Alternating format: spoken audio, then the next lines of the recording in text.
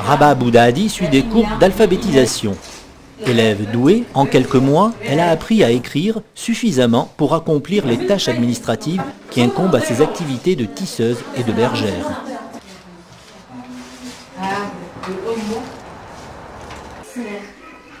Depuis 3 ans, elle emprunte de l'argent à Amos pour acheter de la laine et des brebis.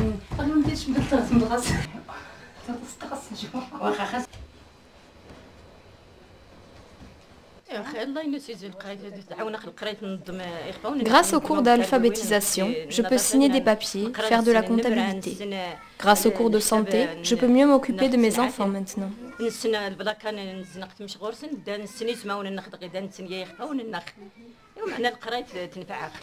Chaque jour, Rabah se lève très tôt pour s'occuper de son troupeau de 11 brebis. Elle achète une brebis 500 dirhams et la vend 700, donc avec un bénéfice de 200 dirhams, soit 140 francs français.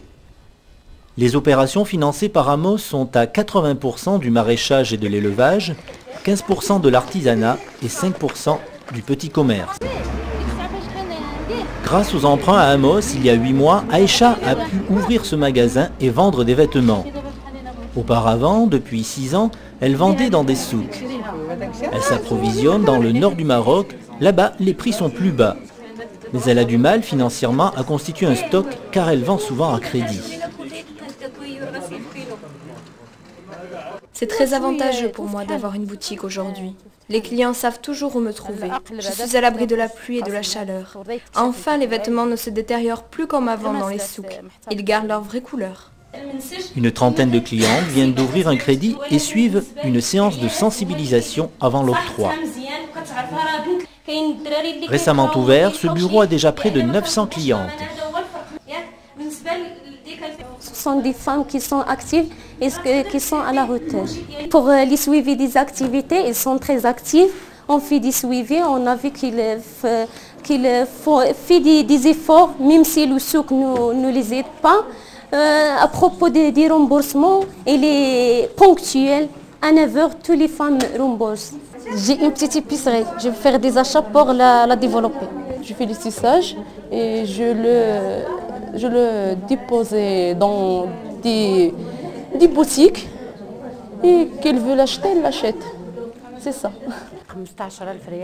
J'ai déjà remboursé un premier emprunt de 750 dirhams pendant 4 mois.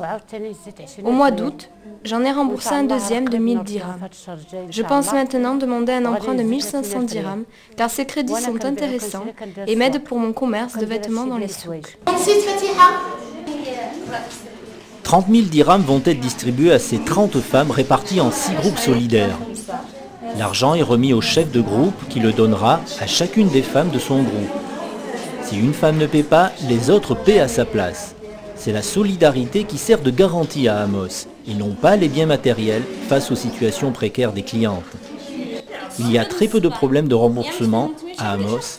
Le pourcentage des créances de retard est de 2,5. Ici, le mercredi est jour de souk et Rabah en profite pour rendre visite à ses clientes. Elles sont plus de 80 et vivent principalement d'agriculture.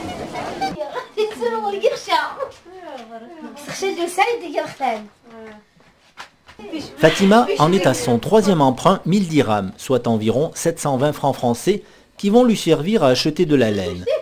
Elle tisse 2 à 3 tapis par mois. Je vais faire d'autres emprunts à Amos pour augmenter ma production de tapis.